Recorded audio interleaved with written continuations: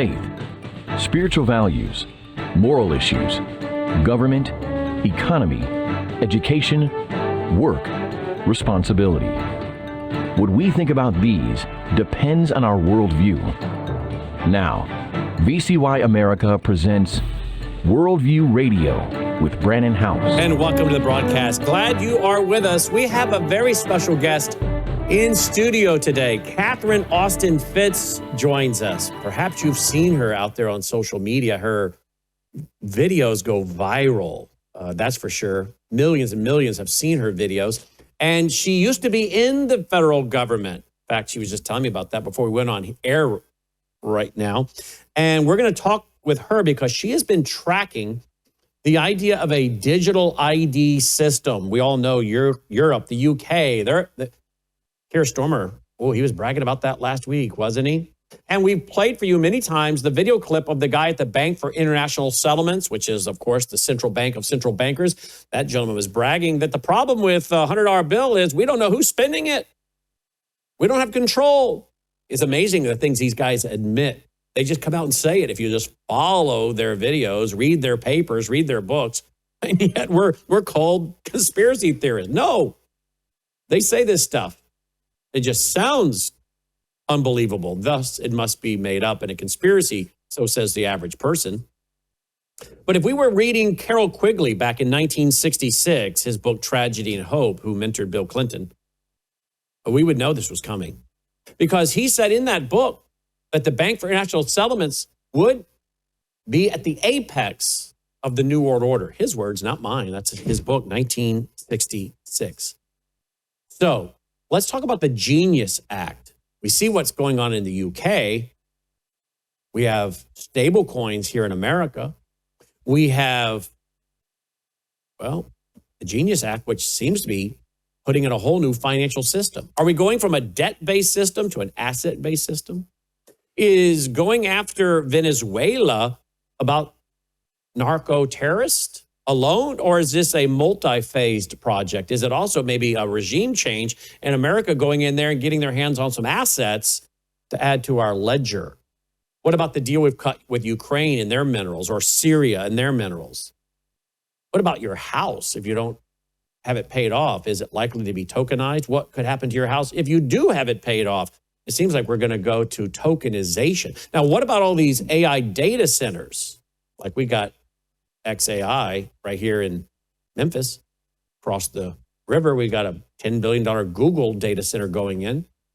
Is this really about how powerful and great AI is and how it's going to transform your life and thus we need more of these data centers? Or is this the control grid? You know, I said last week to many of you again, could it be that we don't really need concentration camps because, that's dirty, that's too visible, that's too controversial. We'll just lock people in their house who don't comply. We'll turn off their digits. We won't let them spend money, maybe more than 2 mile radius from their house. We'll just basically put them on 2 mile radius lockdown until they learn to behave. That's clean. So are these data centers about innovation or are they about control? You ready for this? The first hour we're going to make available to you, and then our second hour will be for our Vault members. So I think it's very important that we understand both what the data centers are about and what the Genius Act is about, and also tokenization. So an effort has been underway, and you described Mr. Carson's, the head of the Bank of International Settlements, explaining to us what the plan is. He's saying, he said the great thing was CBDCs, and now they're doing stable coins instead, but it's programmable money. The great thing about programmable money is, first of all, it's our money, not your money. And second of all, when you use our money, we can make the rules of how and when and where you can use it. And we can enforce the rules centrally because we have digital technology. So what we're describing is they're driving to put together what I call the control grid, which is a system with digital IDs and 100% digital financial transactions, which is why if you walk away from this discussion with one thing, the word is pay cash. Pay cash. Pay cash. Pay cash. Keep the analog system going because this can only happen if we lock into a 100% digital system. So here is how I try to describe a 100% digital system, because it's so hard for people who've lived in freedom to understand what is being envisioned. Okay.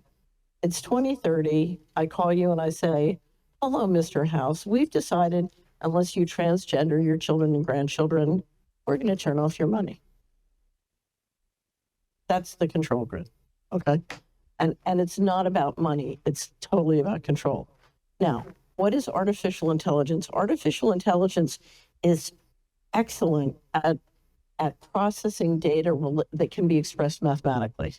So if I want to describe your spatial movements, or if I want to describe your financial transactions, or I want to surveil and follow how you use your time, those are things that can be mathematically simulated and expressed. And it's excellent at that. So we just saw a new report saying 95% of companies say AI hasn't added any value whatsoever. Well, that's because it's not intended to add value to companies' operations, not to say that eventually it can. It's because it's being designed for control. And what you need all those data centers that are using all that energy and water for is you need to build a control grid to control all of us. So let's leap to stable coins, because stable coins are designed to do a very important function internationally, which we have to talk about. But under the Genius Act, they are set up to be digital money that is hooked into the Treasury. Every stablecoin issuer in the world has to hook into a mechanism through Treasury from which you can literally install rule systems of how and when and where you can use your money. And if you come to my website, Solari, we have a wonderful article by our legislative attorney on the Genius Act that will explain exactly how it works. So this is meant to be programmable money. And what we want to avoid is a 100% digital financial system so that you can institute programmable money. Mm-hmm. And literally, as soon as you get everybody with no cash into programmable money, then you have complete central control. And then you're talking about the few managing the many. We have a wonderful series of video shorts, which includes that one from Mr. Carson's. Mm-hmm. So when I try to explain to people where they want to go with this, they just, you have a hard time fathoming that anybody would want to do this. So I show these video shorts, and one of the things they show you is they literally, I show Richard Warner in Sweden in 2023 with me in Malmo, Sweden, explaining how the central bankers have told him they want to put a chip in us. Now, if you're a Christian, you study the mark of the beast. Okay, well, I don't know if you've seen the latest. Bill Gates is now promoting an electronic tattoo that goes into you. We actually reported on that last night, and there you go. I think it was Martin Armstrong had an article about it, and you can get it on your hand, and another guy had it on his forehead. Right. So we're talking about the equivalent of the QR code that interacts with all those data centers. So they can surveil you. That's very interesting. Just said there. The equivalent of a QR code that interacts with those data centers. So basically, your mark will be like a QR code. Yeah, exactly. So remember, digital ID, because the key to that system working efficiently, they have to know you're you and I'm me and Harry's Harry and Sam's Sam. So they need a very high quality ID, and that's why the push for the real ID is on. And we're telling everybody, if you need to fly, have a passport, get off the real ID, which you can still do in Tennessee. Right. You can still strip it off, but they want a digital ID, and then they want and they want to use that digital ID with biometric data, and then they want to integrate that with an all digital financial transaction system. Now, I'd love to tell you what we're doing to stop it. Yes. But first of all, what each person knows is there's a tremendous amount that you can do to stop this. The first thing you can do, because we know this is a spiritual war, is you can pray. Okay. And prayer to me is the greatest navigation tool, to deal with what we have to do in our day-to-day lives, but to sort of deal with the greater spiritual warfare. Okay. So the first thing you can do is pray. The second thing you can do is bring transparency. I used to have a pastor who'd say, if we can face it, God can fix it. And that's why we have these little 1-minute videos. I can go sit down with a state legislator and show them my 3 top 1-minute videos. My favorite one of being, of course, the one you've shown of Augustine Carson's, the head of the BIS, saying we're going to control everything. And and literally within 3 1-minute videos, a state legislator, his mouth is on the floor, and he's like, oh, no, they really plan to do this. And of course, again, if you have biblical training, then you understand what's really happening. Correct. Okay, so the first thing you can do is pray. The second thing is you bring transparency. The third thing you can do is roll back the digital system by using cash and becoming really hard to surveil. So you need to care about privacy. People say, I have nothing to hide. You have your children to hide. When you put your child on a smartphone, you are putting your child not only under direct surveillance of the most dangerous people in the world, you are giving them access to your children's subconscious. You are, we have a great new Solera report on neurowarfare and mind control technology, but literally you are subjecting young children to the most sophisticated military neuroweaponry that encourages them to want to do things like, well, you can imagine all the things it could encourage a child to want to do. So this is very dangerous. So you want to roll back the digital systems and you want to use cash. You absolutely want to do everything. And if you come to Solera, we have a financial transaction freedom website and a team cash and interviews. Give your website again. Solari.com. Spell it. SOLARI.com. And at the bottom of the homepage, you'll see our financial transaction freedom website. And if you go there, we have something called Team Cash with interviews about cash and how to get, your business community adopting cash. The leader of the Team Cash is Susan Luchas, who's amazing. And she will describe, she lives in South Dakota. She was in Silicon Valley, very successful engineer, she and her husband, MIT PhDs. They took one look at what was going on in the pandemic and said, we're out of here. Well, one look at the pandemic. My music, you can't hear because we got to get you an earpiece, but my music's playing to go to a hard break. The computer will take it away. But you brought the pandemic up, and I'm over here scratching down some bullet points to talk to you. And I want to talk about that pandemic. If you think, when we come back from the break, it's only 60 seconds. If you think that was a dress rehearsal, what you think that was really all about, I want to talk about that. The military, you mentioned the military, DARPA. We'll get into states setting gold as legal tender. All of that, folks, with my guest, Catherine Austin Fitts, in studio. We'll be right back. News is moving faster than ever, and so are we. Worldview Tube brings you 24/7 live stream coverage and now real-time alerts when it matters most. Once you have the Worldview Tube app installed, exit the app and navigate your way to Settings. In Settings, locate the tab labeled Notifications. Select the Notifications tab. Scroll down until you locate the Worldview Tube app icon. Select the tab, and here you can turn on and customize your notification experience for the Worldview Tube app. News doesn't wait, and neither should you. Turn on push notifications to stay informed. Every headline as it happens. You're watching Worldview 2, built on the 35 years of Worldview books, documentaries, research, high-profile interviews, and the radio and television broadcasts of Brannon House. Worldviewradio.com. Catherine Austin Fitts joins me. Before I let you continue on that great line of thought you were on, I want to remind our audience, you worked in the George H. Bush administration, correct?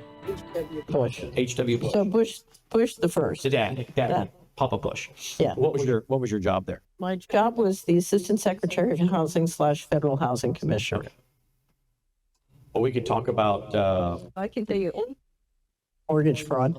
Well, that's what we want to get into that because I'd like to know how much of the. I have a guy that gave me a book, a huge book, and a bunch of information on mortgage fraud and money laundering and all kinds of stuff going on through housing. And I want to get your thoughts on that. But let me go back to where you were. Let me have you finish up where you were before I distract you too much. Delicious, who runs Team Cash. And she pointed out, she's got amazing statistics up at the Team Cash section on the Financial Freedom website. And one of the things she pointed out, the population in South Dakota where she lives is 1 million people. Guess how much the credit card companies take out of South Dakota every year? I know it's a lot because South Dakota has special legislation that allows them to charge that interest that they do. So but I'm talking about the fees they take out of just out of credit one, cards. okay, just one state, 1 million people, 100 million. Imagine if that 700 million was circulating around the local businesses and farms in South Dakota. A lot of money, right? Use cash. 100 million. Use cash. Crazy. Right. Let's talk about COVID. What was COVID-19 about? That was a taking. That was a taking? That was a taking. So our economic model, which is about to be revised dramatically, is called the central banking warfare model. The central banks print money, and the military and intelligence make sure that everybody takes it and they police the system. Every 80 to 120 years since the central banking warfare model has been operating, we go through resets. So it's like flushing the system, and each time it gets flushed, the currency changes. So the last big reset, we had a reset during the Spanish flu.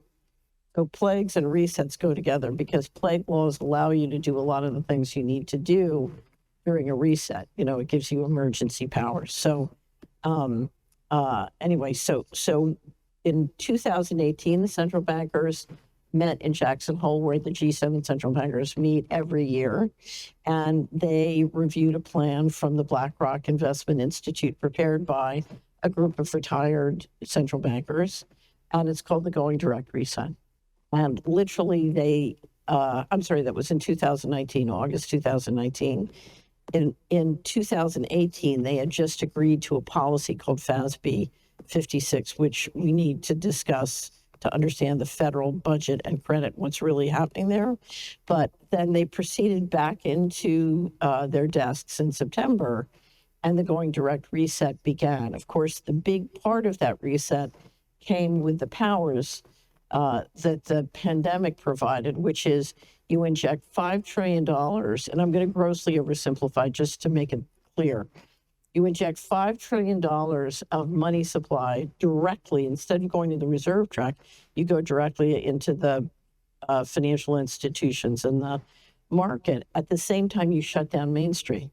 So think of the economy as publicly traded companies, big corporations, and then small businesses and farms, okay? So we inject $5 trillion, most of it going here, and then we shut down Main Street, which means now the big guys can not only pick up huge market share, but they can go shopping and pick up a lot of real estate and assets because you're shut down and you have no income, right? It's a squeeze play, right? So it's the big guys versus the small guy. There was one estimate at the end, we created 500 new billionaires, and we shut down basically 35% of the small businesses in the country. In San Francisco, it was 49%. So if you look at consolidating the economic and political control, it was fantastically successful. Now, where are we going with the Stable Act, or the Genius Act, I should say? So if you look at crypto, we have different pots of crypto. You have Bitcoin, which is the largest. So if you have $4 trillion, it's growing above 4 trillion now, 4 trillion of crypto. And I want to point out, in the scheme of the whole, that is a pimple on the back of an elephant. It's tiny. Now, if you listen to media, you would think it was the whole world, right? Right. But it's tiny. So this is a very tiny market still. So you have 4 trillion, about 2.5 trillion is Bitcoin, although it's up now. And then you have stable coins. As of 2 months ago, before the Genius Act passed, it was about 250 billion small. Then you have a series of different cryptos, which really do, I would describe Bitcoin as a Ponzi scheme. And we should discuss sort of what that means and where it goes. Then you have a group of cryptos that are really used to be payment mechanisms and have utility.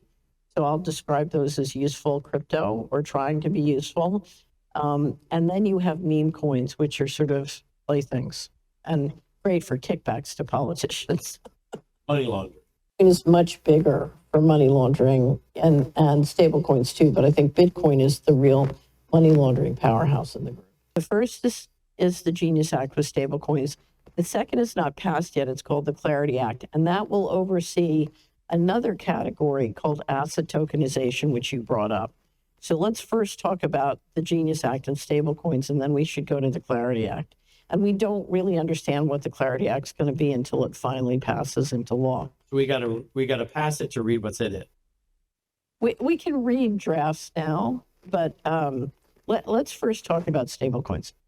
Stablecoins is arguably one of the most aggressive currency plays in the history of the world. Stablecoins is intended to be, and here's why. In 1989, when the wall came down in Berlin, and everybody was so excited about the end of the collapse of the Soviet Union, I was down in Washington, and the big discussion at the White House and throughout Washington is, how are we going to unify East Germany and West Germany? It's going to take 10 years, and we have to have treaties and meetings and all this stuff. And then Herman Kohl, who was the head of West Germany, literally offered a premium for the East German currency through the Deutschmark. Everybody took it, and the country was unified at 48 hours overnight. Boom. Okay, and that's basically tendering for the citizens with a currency. It's a currency play. Okay, so hold that thought. What America tends to do, a stable coin under the Genius Act must be invested. The proceeds of somebody buying a stable coin must be invested in treasury bills, bonds, or notes with a maturity of 93 days or less, 93 or 91. I think it's 93.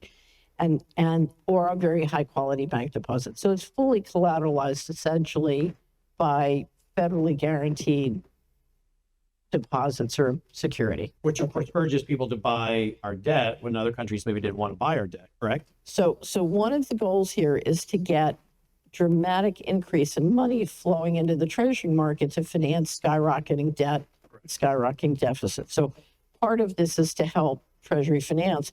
And the Secretary of the Treasury has said he anticipates, immediately $2 trillion coming in, and in the decade, $3 trillion. Now, interestingly enough, that is less than the Fed is shedding as it has treasuries maturing that it bought during the pandemic. Okay, so it's not as big as it sounds in the scheme of the financial markets.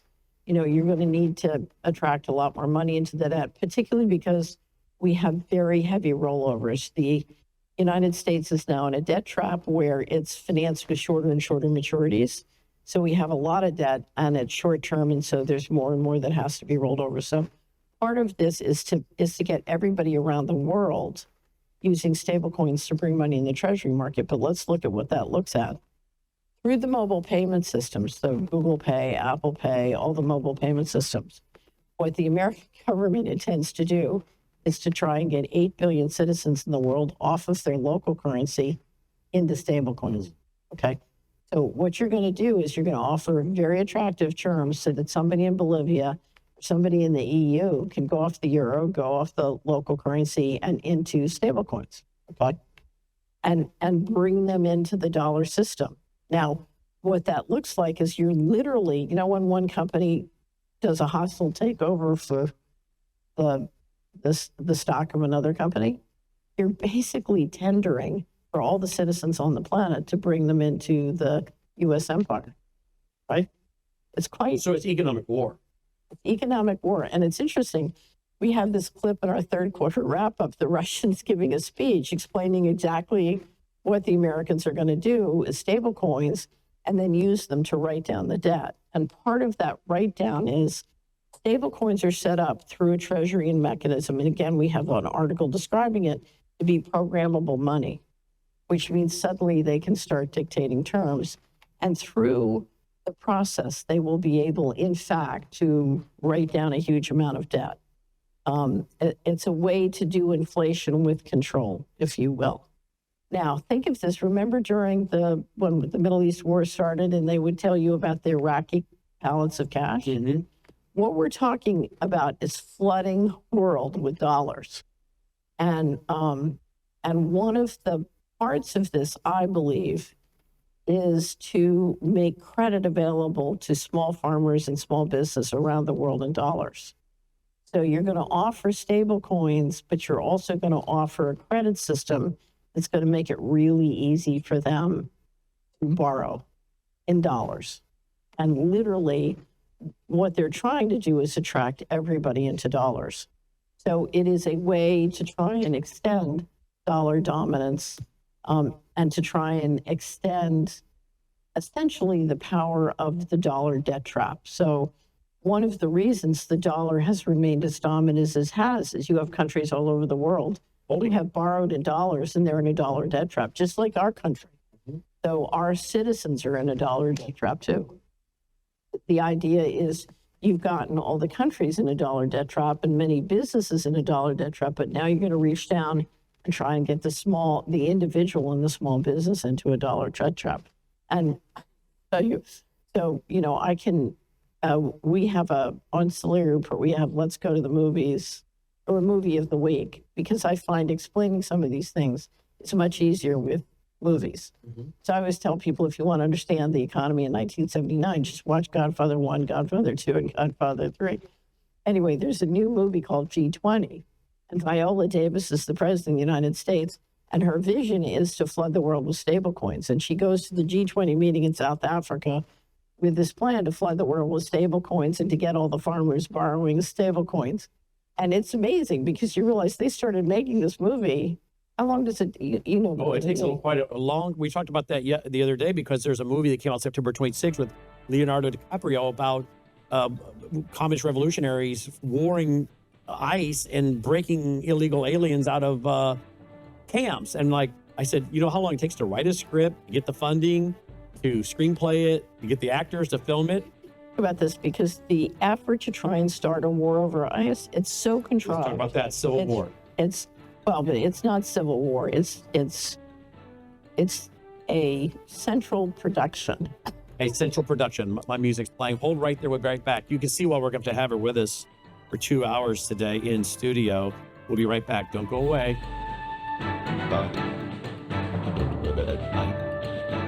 You woke up with a sore throat and a low-grade fever. You know you are getting sick, so here's your choices. You can get sicker and miss work. Try to see a doctor this week or sit hours in a crowded waiting room at urgent care. I have a smarter option for you. Open your medical emergency kit. Match your symptoms to doctor-recommended prescription in your booklet and take the right meds now and get well faster. This is not a first aid kit. It's like having an urgent care in your home. It includes doctor-prescribed medications to treat over 39 medical issues like respiratory infections, strep throat, pneumonia, UTIs, and more. No waiting to see the doctor and no standing in line at the pharmacy. It's right here. Every home should have at least one medical emergency kit, and here's how to order. Go to worldviewhealthcare.com. Your kit to treat dozens of common and serious illnesses is rushed to your door. worldviewhealthcare.com. That's worldviewhealthcare.com. The emergency kit available at worldviewhealthcare.com. Make sure you don't have to go to urgent care. I got pneumonia. I didn't have to go. I took this last year. Stayed at home, went to bed. Welcome back. Glad you're with us. We're going to endeavor to open the phone lines up as well. Welcome back. Glad you are with us. You also have a Substack. Catherine Austin Fitts is my guest. You also have a Substack, which is solariereport.substack.com. I'll spell that. It's SOLARI report. Okay. So it's solariereport.substack.com. Now, how does Russia, we have the BRICS, obviously, the BRICS banking system we've been talking about for, I don't know, almost since it started. I mean, you can go back in our vault and find we were talking about it well over 10 years ago, 12 years ago or more. Brazil, Russia, India, China, South Africa, all these other nations wanting to join. So there's a big global economic war going. How are they responding to what you just described with us trying to hijack their people into our dollars through stablecoin? So I don't know what they're up to, and if I were them, I wouldn't say. But they clearly understand what we intend to do, and it's a very public discussion. What the BRICS have said, and this really began with the sanctions. So Treasury, in the after the financial crisis, started to build a series of sanctions that they could implement because we, in essence, have an underground empire. If you look at the train tracks, the physical hardware that the digital systems run on, you know, whether it's the underground cables or the satellite feeds or all the hardware that the financial transactions run on, so much of that underground empire was controlled by the U.S. And the U.S. decided to use its dominance in both the hardware and the software and the financial currency system to try and impose financial sanctions. So, for example, when the Ukraine war started, sanctions were imposed on Russia. And so I think everybody knows about. But as the financial sanctions have grown, targeting countries and individuals and businesses, more and more people are saying, you know something, we want to be able to have a currency that we can use to trade. We don't want a currency that's been weaponized and is using to control us. Now, at the same time, the BRICS are saying, no, we don't want to be controlled. The G7 central banks are running out a system to create programmable money that will be able to control at a very, very micro level, both for individuals, businesses, and countries. So I would say it this way: the tech brothers are working with the central banks to give complete control through the financial system, and the BRICS are moving away from the weaponization and the programmability of money that's already occurred. And so there's a huge debate because, and what the debate is about is how much of their resources and labor will we get for free because we're the reserve currency. We get a tremendous exorbitant privilege by being the reserve currency, and yet that is draining them if they are really subject to more and more control. So, we're talking about Bible prophecy, and here comes the coffee finally. We talk about Bible prophecy, and it does look like we're going toward a one world system. So who ends up controlling this system? I mean, there seems to be a battle going on between Europe and America, the European Union and these groups in America, and then you have Brazil, Russia, India, China, these other characters. So there seems to be a battle going on for who is going to be running the New World Order. Is that what's going on in part right now, a battle for the New World Order? So I would say there's a battle for who's going to be middle management, because if you look at who's really at the top, so my nickname for the secret governance system is Mr. Global, because there's not a lot of transparency about who and what that is and how it works.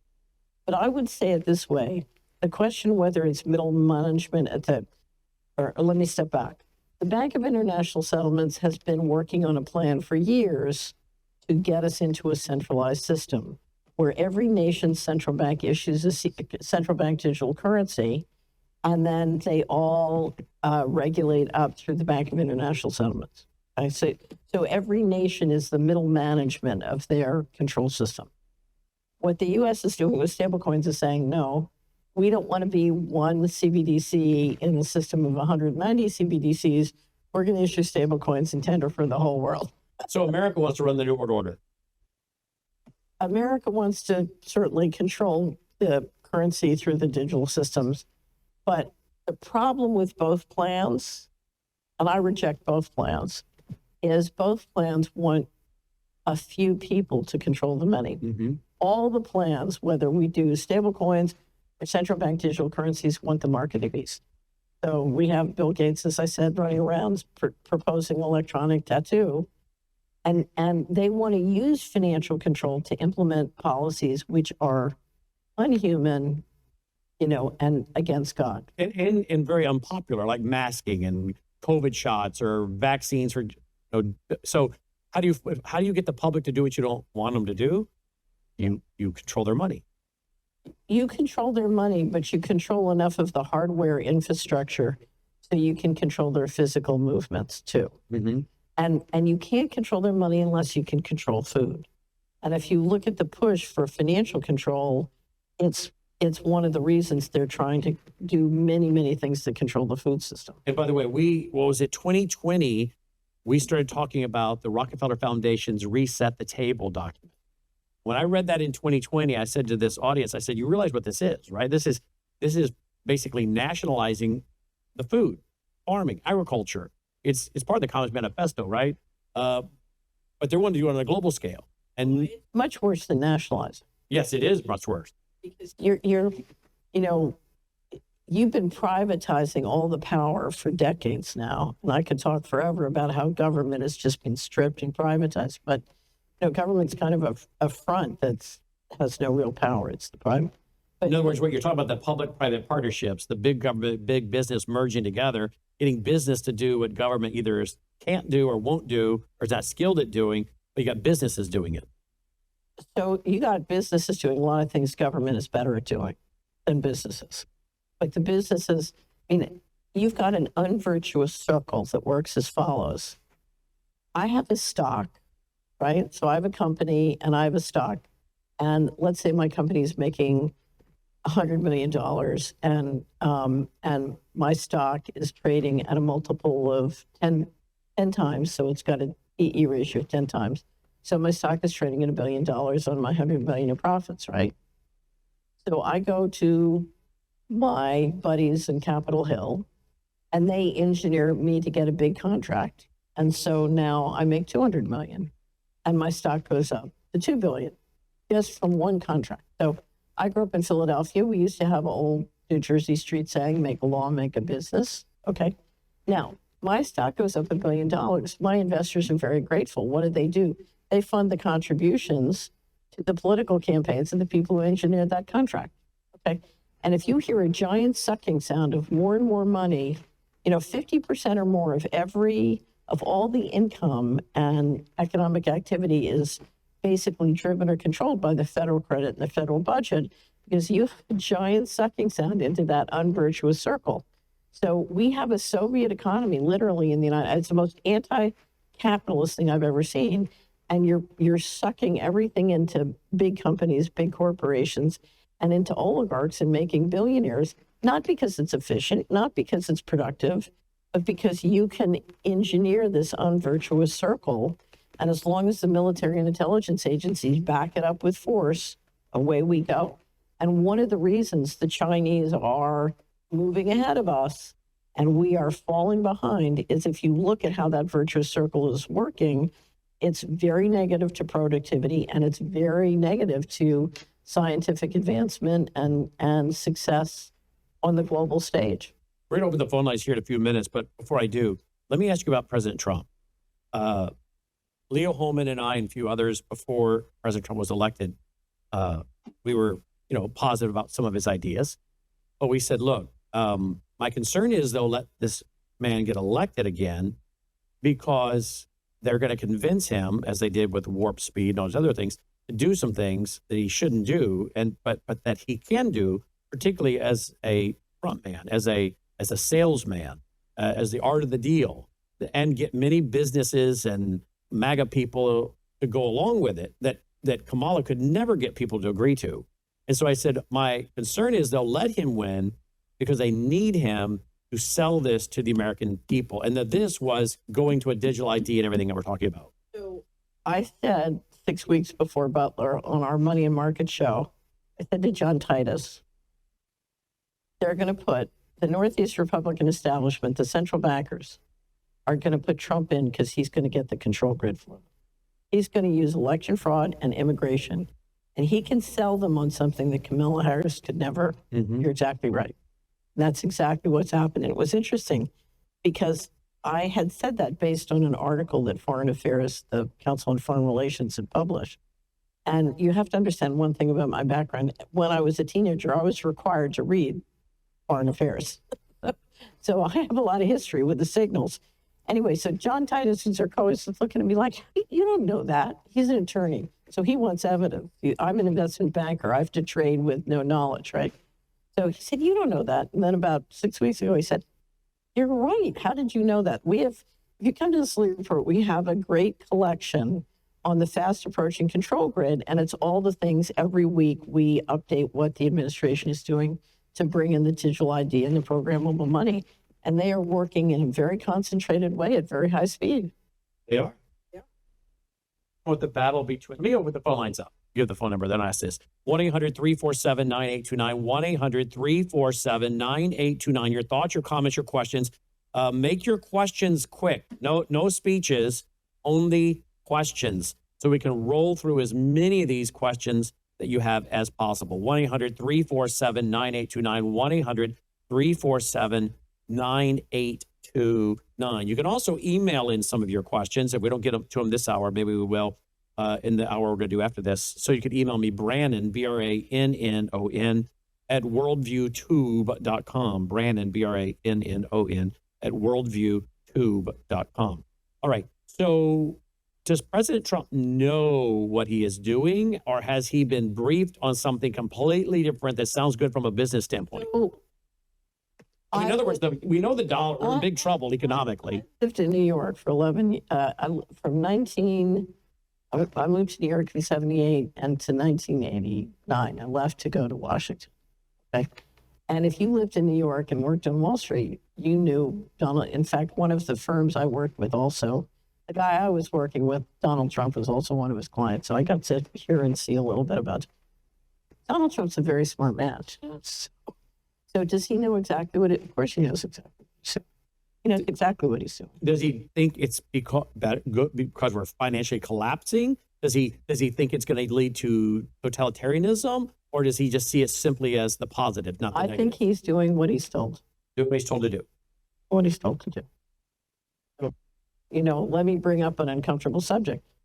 Tucker Carlson, we just finished doing a third quarter wrap up. We had like 45 video clips that we used. One of them was Tucker Carlson saying Bibi is running around the Middle East telling everybody that he controls Donald Trump, he controls the United States, and he tells Trump what to do, and it's destroying our brand.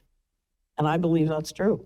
Because if you look at the syndicate, and I'm just going to be difficult, I grew up in Philadelphia, and I graduated from Friends Select class of 68, and I used to date guys from Central High, and they all dated people from Cheltenham.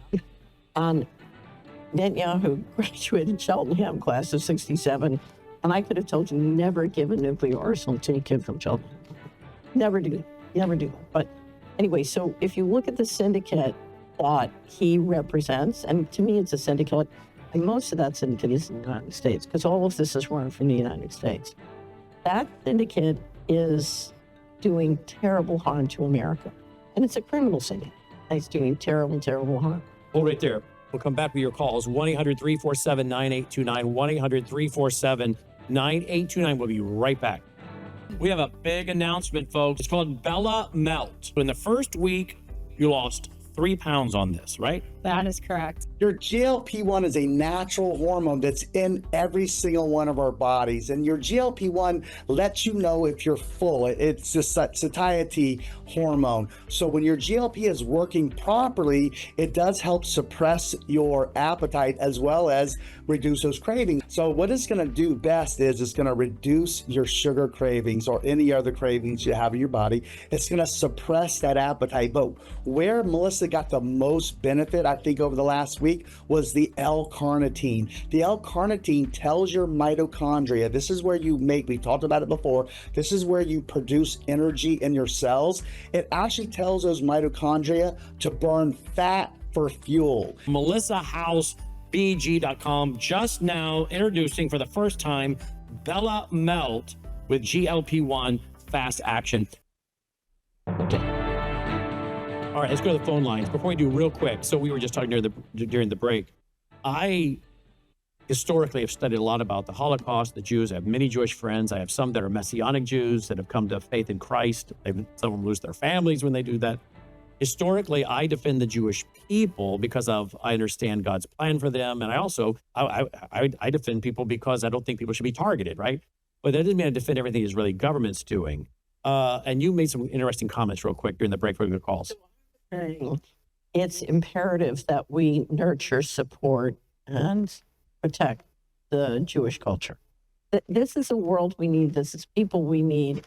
And the last thing we can do is and this is happening in every institution. It's not just, it's happening in the Catholic world. It's happening in the Protestant world.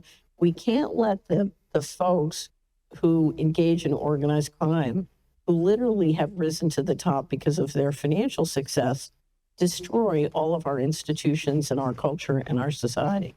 And that applies to, it's the same problem in the Catholic Church. It's the same problem.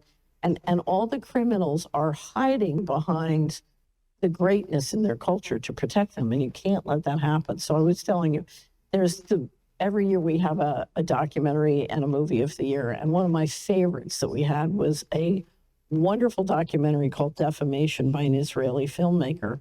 It talks about this whole issue of sort of the tension between the criminal syndicate and their use of Judaism to protect themselves. And it's really marvelous. He's a marvelous person. And he starts out the documentary and he says, I grew up my whole life in Israel and I've never experienced anti-Semitism. So I'm going to go on a journey and find out what it is. And he goes on the journey, and what he gets into is the extent to which, sort of evil people are using the Jewish people as a shield to protect themselves against criminality. It's Well, it happens in the church too, in the Christian world too. They use I'm a pastor, I'm a pastor. And what there really is a hireling, a false teacher, but they want to use the Bible and twist scripture and use that authority as a front. Here's the interesting thing, and you see this in almost every country and every major institution, every pot of money. You see too many psychopaths being allowed to rise. Yeah, my friend David Farnell's done a whole thing on that. Oh, yeah. Let me go, the phone lines are lit up. David in Florida, line 1. Hi, David. Hi, Brandon. How are you today, Good, my friend? thank you. Hey, my question is I don't know if it's Miss or Mrs. Fitz there, but when does she predict that the United States will go into a digital platform as far as our currency is concerned? And my wife and I have invested in precious metals, and how does she think that could be used as an insurance policy? How do we integrate a portion of that into the new system? How would that work? What would that look like? I Great just want to question. hear her thoughts on that. Thank you, David. So here's the thing. I don't want to predict that this will succeed, because if it does, all the assets that you've used to protect yourself can be stripped and stolen. So we're going... Are you saying confiscation? Oh, absolutely. Show up at your door, or show up and say, take us to the bank and open your safe deposit box? It can be confiscation by seizure. It can be confiscation. I mean, there are 1,000 ways that they can denude you. But when they say it's 2030 and you have no assets, they're very serious about that. And they're putting in place the things to do. So, but let's talk about what you can do, because clearly the more we all focus on investing our time and money in real assets that we can really use and which are not subject to the trickery that you can see in the financial fraud in the financial system, the better off we are. And of course, I'm a big fan of precious metals, and I think precious metals are very, very helpful to do that. We have a lot of materials at the Solera Report about precious metals. And the one thing I would say is, before you invest in precious metals, you need to get a really good education on why you're buying it, how you're buying it. We have an article at Solera called What Percentage of My Assets Should I Hold in Precious Metals? And we divide it into a core position and then an investment position. And the two are very different. A core position is to protect you in the worst case. It's central banking insurance. Investment position is more, and there's tons at Solera, I won't go into it now, but precious metals is one. Local food and farming is another. The number one cause of financial problems that I found as an investment advisor was a decline in health in the family. And that comes from not having healthy, nutritious food and not having access to reliable healthcare information. Healthcare fraud kills a lot of people in this country. I think it's John Rappaport now estimates it's the number one cause of death in America is sort of medical malpractice. Anyway, so you need to really invest, whether it's food or health, in making sure you have the things you need. And then from there on, we all know land, real estate, all of the things that are real assets, but make sure in this environment, one, you're only doing business with people of high integrity. So I cleaned a lot of people up from financial fraud, and I know a lot about financial fraud. And it's amazing how much money people lose because they go into business with people, they invest in people who they don't know, or they don't stick with people in institutions of integrity. So that is exceptionally important to do. Carol, line 4 from Texas. Hi, Carol. Yes, hi. Thanks for taking my call. I was the statement that your guest made regarding the oligarchy and the United States really having a communistic system rather than a capitalistic system. Could she speak to the AOC and Bernie Sanders, who have been saying that now for 6 to 9 months? Interesting. So even the left speaks to this sometimes. So I would describe our system as the mega rich versus everyone else. And what's shocking, if you know, because so much of our economy works off the federal budget and the federal credit. And if you really deep dive the federal budget credit, I created a software tool called Community Wizard that would allow 3,100 counties to come into Community Wizard and be able to look at the federal budget and federal credit just for their county. So think of it, we vote for a congressman every year, but we don't get a financial statement that says, here's how the money works in your congressional district. Now, there's something called the consolidated accounts, and you can go online and get some of that information, but it's not easy to digest. It's not, we had it very, very fun to watch. Now, I dare say, if you could look at all the money in your county, what you would discover is many, many examples of money that's being spent to support central control or support certain corporate interests as opposed to what's good for you. So right there for a second. It's celeryreport.substack.com. We'll keep this at Worldview Tube. Take care. This has been Worldview.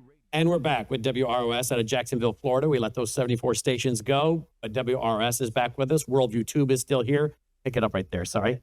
So two of my favorite examples, when I was, after I left working as Assistant Secretary of Housing, I started a company and we ended up being hired back on competitive bid to be the financial advisor at HUD. And we did $10 billion of mortgage auctions of defaulted mortgages, but we did deep due diligence on every neighborhood, literally, that had foreclosed houses at the federal government in America. And what we discovered was we found neighborhoods where HUD was spending $250,000 per unit to build new apartment buildings, and you could take $50,000 and buy and rehab a HUD home in the foreclosed property inventory. So you could literally get 4 or 5 homes for the price of one. And I took the due diligence, in 1996, I took all the due diligence and the data and information, and I took it to, I invited out to dinner the woman who was the assistant to the assistant secretary who was doing the $250,000 per unit apartment buildings.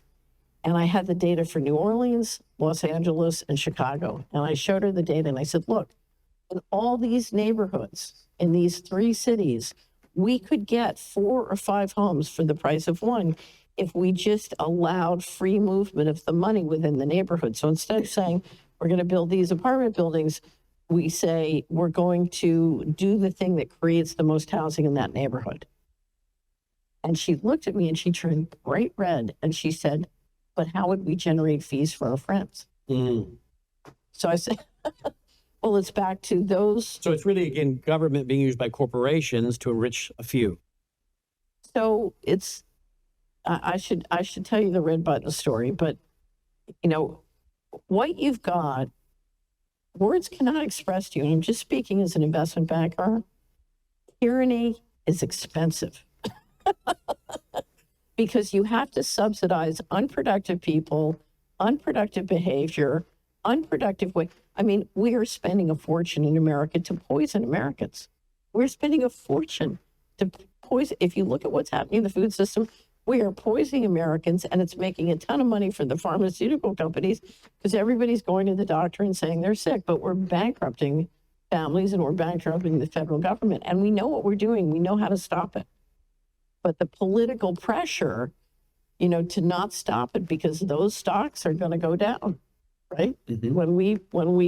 When we stop poisoning people. Anyway, so that's one of my favorite examples. Another one of my favorite examples is during the financial crisis, this woman, I can't remember, she's on the radio, right? So anyway, some kind of media. She's a hardworking person in Florida. She loses her job. She can't find another job. Desperate, she has to go on food stamps. She has a problem, some kind of thing that requires a technical support. So she calls the technical support line for food stamps. And she gets a woman in India working for one of the big New York banks who's doing tech support, because this big New York bank now runs 37 food stamp programs in 37 states. And she said, wait a minute, this woman in India is doing a job I would love to do. And if I was doing it, I wouldn't need to be on food stamps. So we're paying me not to work, and we're paying somebody in India to do a job I could do. And this big bank is getting a huge markup.